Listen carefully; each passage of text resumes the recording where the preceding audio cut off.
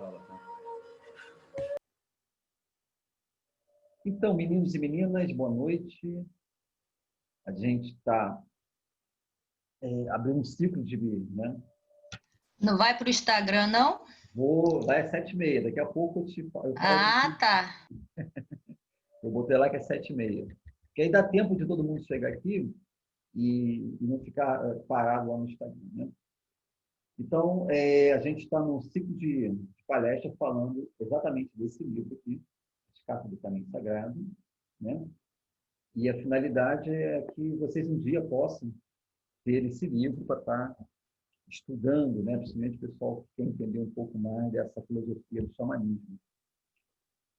E hoje nós vamos estar falando da carta número 2, a Tenda do Sol, né? Então, e falar um pouco dessa medicina, para mim, é muito gratificante, porque eu tenho tantas histórias lindas dentro dessa, vivenciando essas medicinas.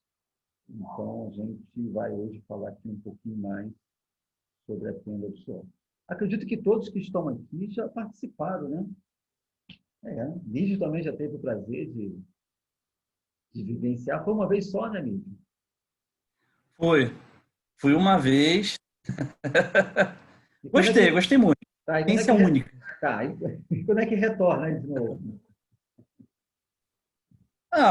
Vamos ver, né? Eu sei que você já anunciou aí que vai ter uma próxima, né, pessoal, mas eu não sei. Eu não tô aquela questão, você não tá preocupado. Não, tudo bem tranquilo em relação a isso. Até porque é um ambiente muito agradável, me sinto super confortável quando eu tô nesse encontro. Foi de um dia para o outro, né? Nós ficamos 2 dias, se não me engano, ou 3. Ficamos sexta. Isso. Muito bom. Foi muito bom. Espero retornar, mas é aquela situação, né? Eu tô aqui com a família, a gente tá meio que em isolamento ainda aqui no Rio, né?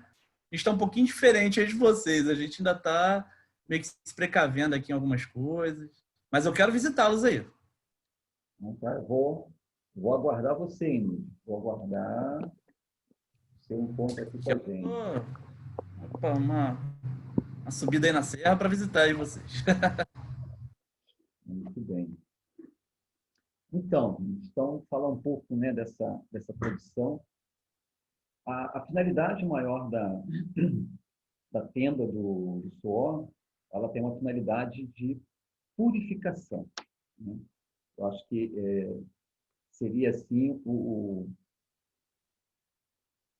termo, né, mais próximo do que a gente possa estar falando em relação a essa cerimônia.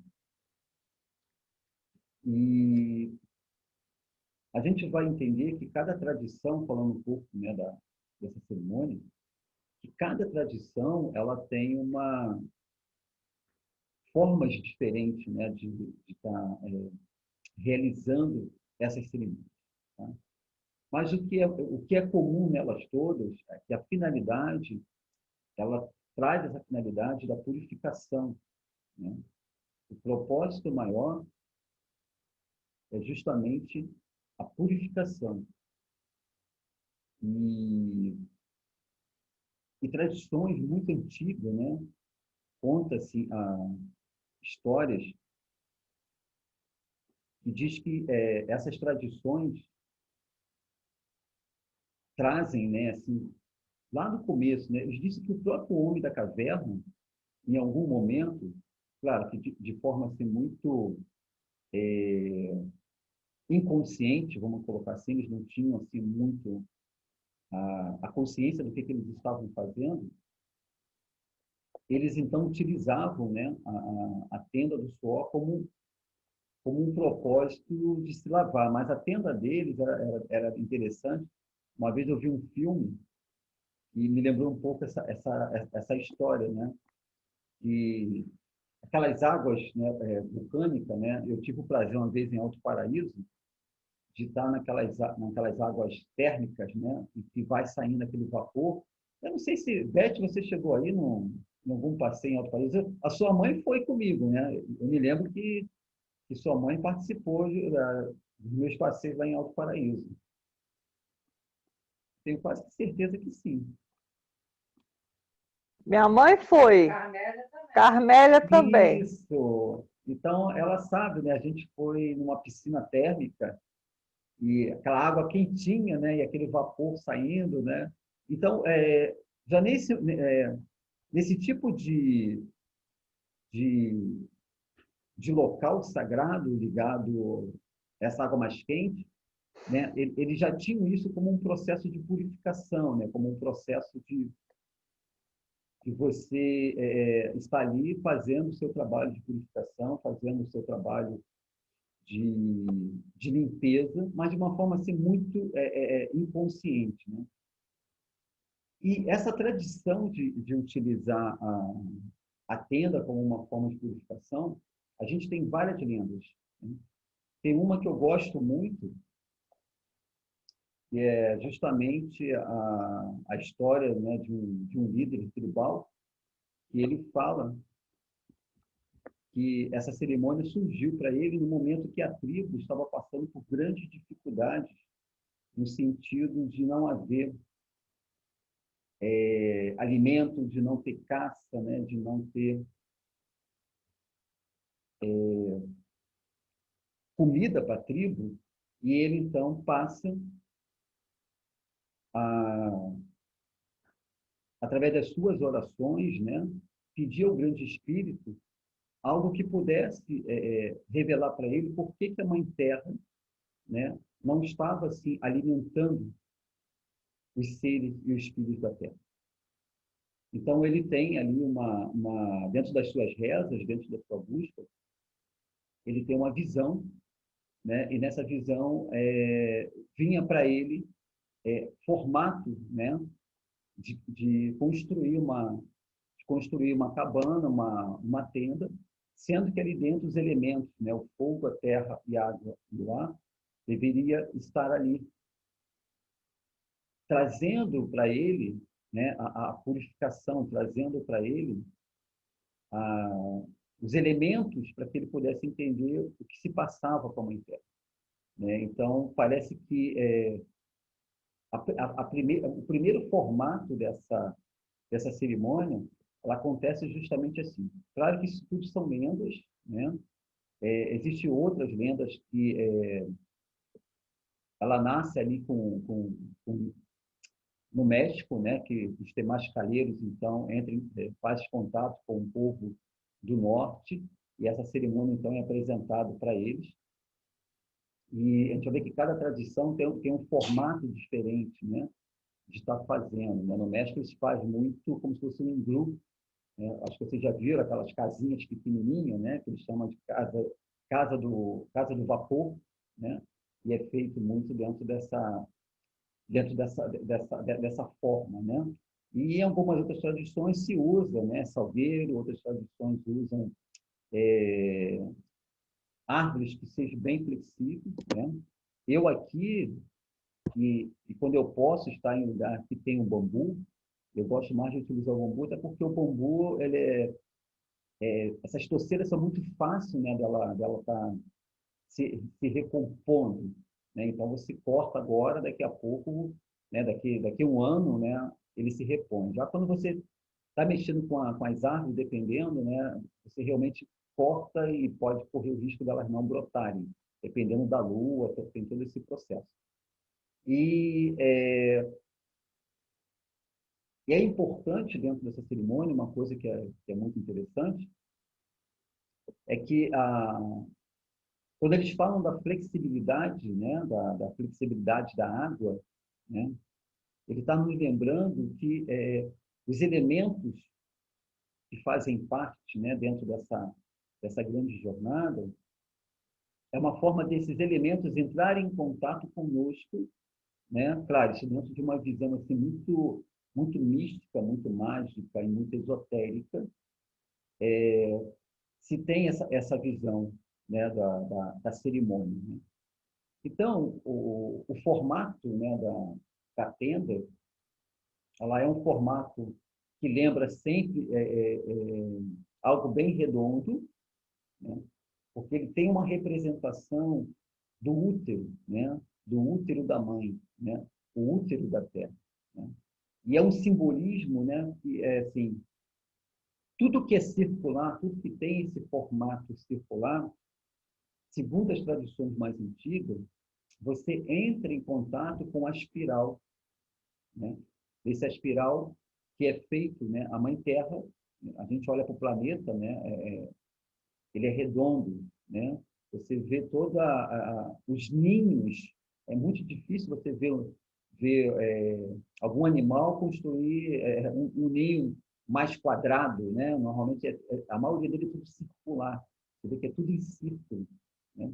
Então você vê que é como se eles entrassem em sintonia com essa forma geométrica, né? do círculo e ali então ele constrói.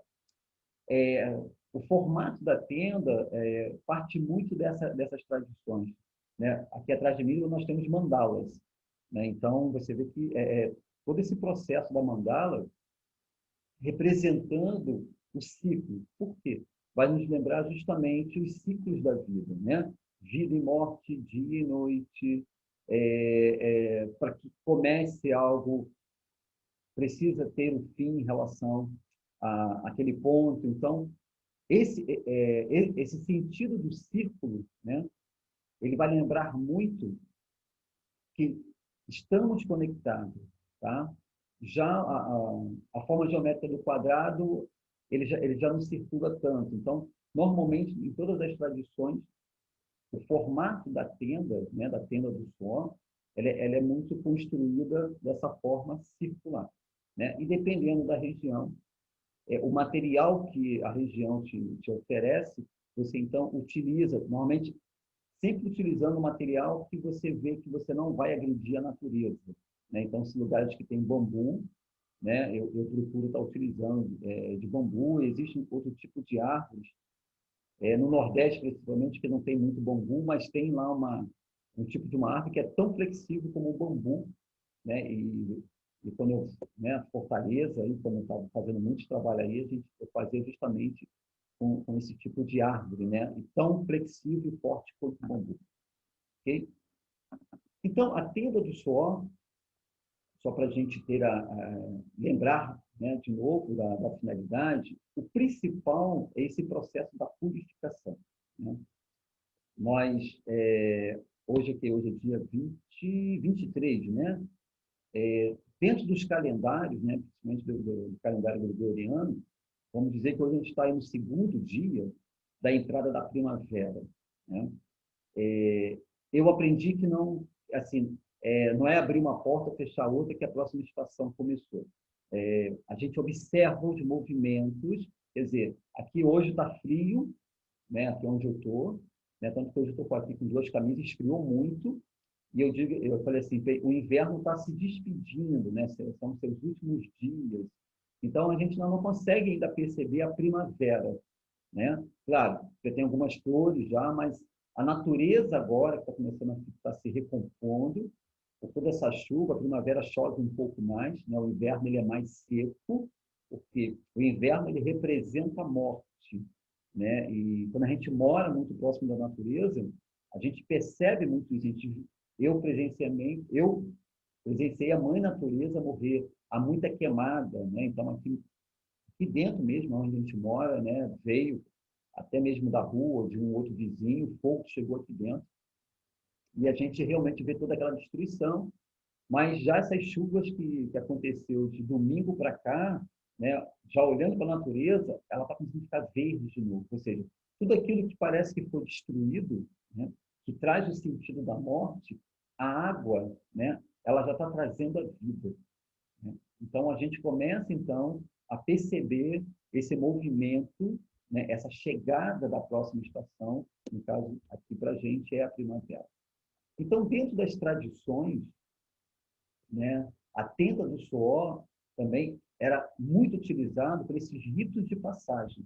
Ritos de passagem é um momento que um ciclo fecha para que o outro possa iniciar. Então, a passagem das estações, olhando, né, para essas tradições que sempre viveu e vive em conexão com a natureza, se realizava essas cerimônias. Então, cada tradição tem cerimônias diferentes, né?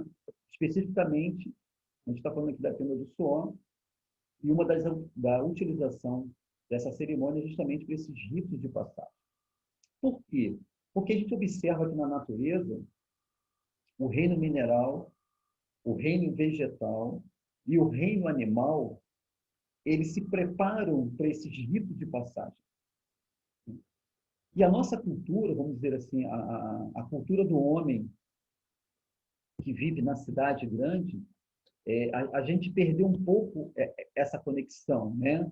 Acho que quanto mais a gente está inserido na grande cidade, a gente vai se afastando um pouco desse caminho natural, né? Então, quando a gente vive mais próximo da natureza, a gente consegue acompanhar, né? Você tem pássaros que só aparecem em determinadas estações, né? Você tem alguns animais que só aparecem em determinadas estações. Ou seja, quando a gente começa a ver algum tipo de inseto, pássaros, né, e alguns animais, a gente já sabe que em determinadas estações eles estão mais presentes, em outras estações eles desaparecem, né? Vou dar um exemplo aqui, vamos falar aqui das cobras, né? Porque é uma região que tem muita, né? No inverno, raramente, muito difícil você encontrar. Por quê? É o período do frio. Então, as cobras, elas se recolhem, né? Mas quando começa a esquentar, começa o aparecimento das cobras. Tá? Então, a gente vai estar aqui agora entrando no período mais quente, e nesse período mais quente, a gente vai estar tendo mais cuidado em relação a olhar, né, as nossas varandas, na hora de andar na trilha aqui, nas estradas, a gente ficar mais atento. Por quê? Porque conforme vai esquentando, as cobras vão aparecendo, né? Outro inseto que vai aparecer agora, a partir de outubro, novembro, são os vagalumes. Aqui a gente tem muito. Tem aquela chuva de verão, né? E quando chega a noite, você pode... É um espetáculo da natureza, né? Eu tenho um hábito muito grande, né, da noite, depois das chuvas, ficar aqui na varanda de casa com tudo apagado para ver os vagalumes. Por quê? São seres daquela estação. Tá? E nós, seres humanos, vamos colocar assim, a gente meio que quebrou esse elo com a natureza. Por quê? Porque os animais, os seres, né, de todos os reinos, a cada passagem de estação, eles fazem um trabalho de purificação. É como se eles se preparassem para a próxima estação, né? E nós, seres humanos, o que a gente faz? A gente não faz nada, né? É como a passagem da estação, né, vamos supor agora, de inverno para primavera, para muita gente é uma coisa natural. É como se... Qual é a fase da Lua? Não faz muita diferença quando você não está mais nessa conexão, né? Então, quando você está mais nessa conexão, você sabe o que cada lua pode nos favorecer, né? Você sabe que cada estação, o que ela representa na nossa vida, na nossa caminhada. Então, o mineral, ele faz os ritos de passagem, o vegetal faz esse rito de passagem, os animais fazem esse rito de passagem, mas quando chega na parte humana, a gente está totalmente inconsciente disso tudo. Tá? Então, uma das propostas da filosofia desse caminho nativo é justamente nos reconectar com essa forma antiga e tradicional de viver e estar em harmonia, né, com a grande mãe, né? Então, a tenda, a cerimônia essa cerimônia da tenda, ela tem justamente essa finalidade, né? Porque ali você vai estar com o elemento fogo, terra, água e ar. Então, você retorna ao contato com esses elementos que é a nossa constituição enquanto estrutura orgânica. Tá? Nosso corpo é constituído de quanto de água, de líquido? 70 e poucos por cento. Okay? Ossos, terra, o ar que você respira e a temperatura. 36 é uma temperatura, né, que indica que nós estamos com saúde, nós estamos bem. Coloca a mão aqui na altura, né, do plexo solar, e você vai ver que está quentinho. Esse é o fogo. Isso aqui é o fogo do nosso espírito. Então, você vê que esses elementos, né, fogo, terra, água e ar, é uma constituição desse aparelho que está aqui, né, desse veículo que a gente chama de corpo orgânico. Então, a tenda, em alguns momentos, se a gente olhar pelo lado mais místico, é o princípio da grande alquimia, né? Então, quando você está ali dentro, né, que as pedras quentes entram e que se coloca água e surge aquele vapor, né? Esse é o momento da grande alquimia acontecendo. Aquele vapor, quando toca no seu corpo, ele vem como uma medicina, como um remédio, para purificar. Então, ele vai acessar camadas em nós que está totalmente muito inconsciente, né? E por que muitas das vezes, né, as minhas experiências dentro das cerimônias, a pessoa ela olha, né, para aquele formato, cara, eu não vou entrar ali, eu tenho fobia, eu tenho medo, eu não fico no lugar escuro, eu não fico no lugar apertado, eu tenho problema de falta de ar. Quando, na realidade, tudo isso que ela está aí me relatando, esses medos todos, são as suas fraquezas, que ao longo da vida ela foi adquirindo. E se lembrar, o momento que a gente estava no útero da nossa mãe, era o mesmo processo. Era quentinho, água, você estava ali, né? Você conseguia respirar, você conseguia ficar bem. E foram 9 meses, vamos dizer assim, né? Alguns seres saem antes, né? Mas vamos dizer que são 9 meses que você passa ali. E você e hoje você não consegue ficar 3 horas, de repente 4 horas, né? Acho que é o máximo, dentro de uma cerimônia ali, transpirando, ouvindo as canções, suando, entrando em contato, né, com sentimentos e memórias que até então você não entra em contato. Por quê? Porque a mente racional ela é controladora, né? Então, a gente costuma dizer, né, quando eu pergunto às vezes às pessoas, como é que você está? Quando vem um ar, é, você está bem? É. Então, você vai vendo dúvidas, você não vê certeza, a pessoa, ela sabe assim, rapidamente ela não confirma. Está indo, eu estou levando.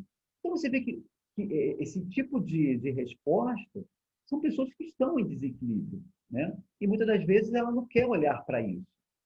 E olhar para isso, tá, eu vou olhar para isso e vou fazer o quê? Né? Então, eu costumo dizer, até porque eu trabalhei, assim, tive um privilégio de trabalhar uma época, né, na área médica, né, numa clínica, todas aquelas pessoas que estavam ali doentes, num processo muito de morte, né, mas muito lentamente, né, a gente sabia que a maioria não saía dali não para voltar para casa, infelizmente, saía dali justamente para um outro plano. Eu entendi que a doença ela tem são dois fatores, né? Uma para chamar a sua atenção, já que você não presta atenção, então a doença em algum momento ela está até como com um alerta, né? Aquele despertador, olha para você porque você está adoecendo. Então, quando você presta atenção e você vai cuidar disso de uma forma correta, não só tomando remédio para não sentir a dor para melhorar, mas vendo o que foi que me trouxe, né? O que fez esse desequilíbrio para me ficar doente. E eu começo a buscar a cura, ótimo, legal. Mas quando você não quer enxergar e você começa vamos dizer assim, a tampar o sol com a peneira, ou você começa a mascarar essas dores, seja ela emocional, seja ela mental e até espiritual, vai chegar um momento que isso vai romper, isso vai estourar. Tá? Então, eu costumo dizer que nós, seres humanos, a gente não pratica a purificação. A gente vai acumulando, você vai guardando mágoas, anos e anos, você vai guardando dores, você vai guardando as experiências da vida que tem um propósito da gente crescer, a gente vê como uma coisa ruim, e você vai guardando tudo isso, né? Então, a prática da purificação é uma oportunidade da gente estar fazendo justamente esse trabalho de limpeza, tá?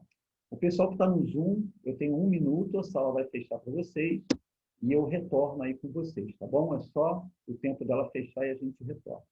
Então, a prática da purificação, ela tem essa finalidade, né, de você entrar em contato com aquilo que está oculto, com aquilo que os nossos medos, as nossas inseguranças, até o próprio ego, não permite que você enxergue.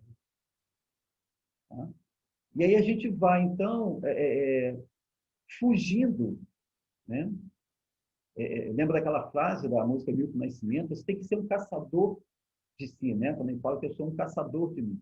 É olhar para dentro de você